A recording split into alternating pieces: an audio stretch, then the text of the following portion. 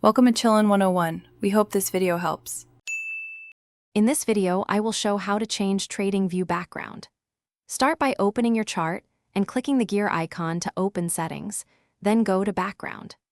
Choose a solid color for clarity or upload an image if you prefer a visual theme, adjust opacity and grid visibility to reduce distraction, and save the layout to keep your changes across devices for consistent viewing.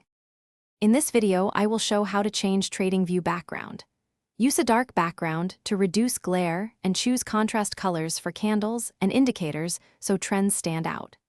Tweak grid and border opacity to keep the chart readable without overwhelming details.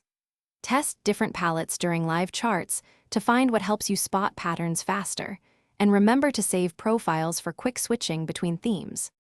In this video, I will show how to change TradingView background. Quick recommendation. The Echo Dot smart speaker is great for setting focus music or alerts while you monitor charts, and it fits neatly beside your monitor.